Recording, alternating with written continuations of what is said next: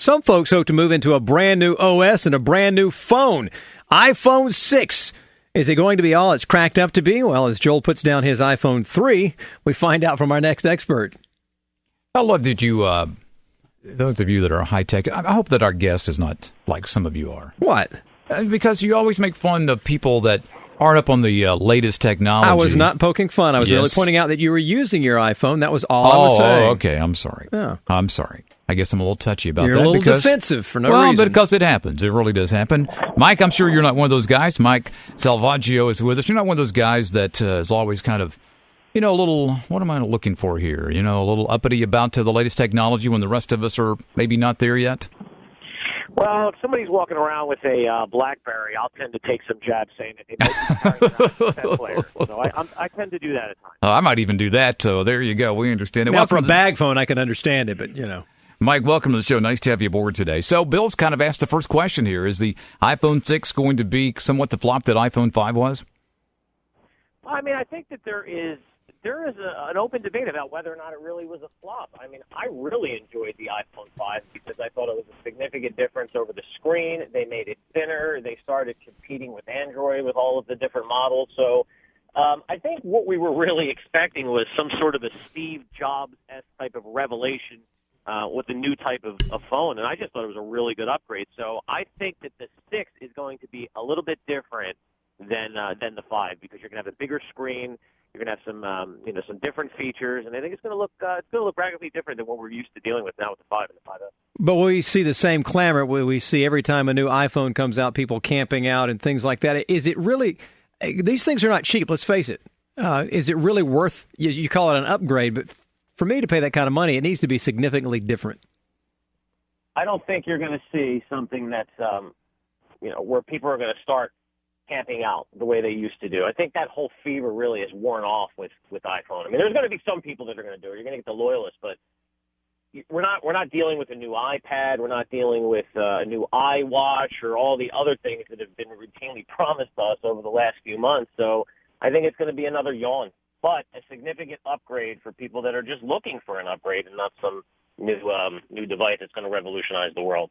You mentioned they're trying to compete with Droid now. Droid certainly has picked up some ground, but the iPhone used to be the hallmark, it seems, from my perspective.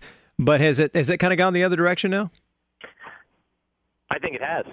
There's more Droid users now than there are iPhones. Android is the top market dog. So unless we see something totally different, I think that trend is going to continue. And the reason why is because you get all these different manufacturers that can make Droid phones. So it's almost like when you're opening up software to different developers, everybody can push their own version, as to where Apple has always kind of kept that in their own ecosystem. So I think that they're always going to be limited when it comes to that. But then again, they have more control over the quality, they have more control over the brand. I don't think we're going to see a deviation of that anytime soon. That's Apple's way. Our guest today is Mike Salvaggio, and we're talking about some of the latest in technology. Mike, is there anything else out there that's on the planning board, the drawing board, about to be introduced as a marketing tool that we should know about? You have your ears to the ground on? Well, when you're talking about tech and you're talking about marketing tools, it's two totally different things. One really can't work without the other in the internet world today. So they definitely complement each other. But in terms of marketing, to take you guys a little bit in a different direction, there's all different types of things that are happening online right now to be able to effectively market your business or your personal brand. And really a lot has to do with search optimization, to which we specialize at SEO Brand. So we basically can take a business and push it to the top of the Google rankings and pull all different types of traffic in. And how that kind of relates to tech is in a way where the majority of people that are accessing the internet right now outside of their work and home are really doing it through a tablet or through a mobile device. So even search optimization becomes that much more important through mobile devices now. Boy, it really is. If you're in a business, regardless of your size of your business, where you are, the audience that you're trying to draw, the customers you're trying to draw, matters not, because you really want to be up there. If not top, you want to be in what, top 5, top 10 of a Google search? Where do you really? What is that landing point that gives you the capabilities to do what you need to do? Well, the top 3 positions are going to pull in about 66% of all Wow. of the clicks for that respective market. So Goodness. being in that top 5 is the most important. Yeah, it's more than just having a website. It's making sure that people know it. And I think when you talk about Google, if more people are going toward Droid, basically it's a Google platform. And, the first thing they ask you is you have a Google email.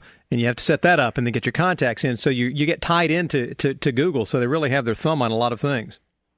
They really do. And that's a very interesting point, because your search results also on Google will depend on whether or not you're signed in. So if you're signed in and you do a search on Google, it'll look at your past search preferences, it'll look at your browser cache, and it's going to give you personalized results on Google, because it's what Google thinks that you're looking for, rather than someone that's doing an anonymous search that is not signed in. And how that really ties into tech is, you're right. I mean, if you go and you buy an Android phone, the first thing you need to do is activate it through your Google account, just as you would activate an Apple phone through iTunes. So Google is really trying to pull all of the Android users into their own ecosystem. As a matter of fact, it's impossible to even activate an Android phone without a Google account. And Mike, final question, kind of on a whole different pattern. That is, because we had an expert on last week, just aware of these kind of things. But do you have any concerns when you're using major search engines like this, the selling of information, the capturing of information on a person or a business?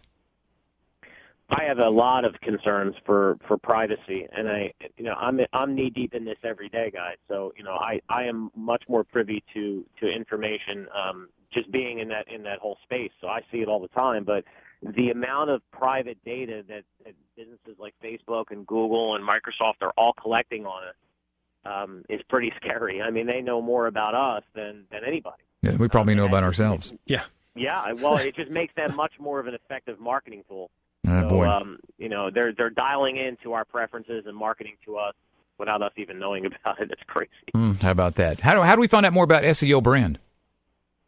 You can visit our website at SEObrand.com. We're a full-service digital marketing agency. We do everything from web development to mobile applications development, and obviously our core business, which is search engine optimization. I hope you'll come back and join us again real soon. Great information this morning. Thanks, guys. It was a pleasure.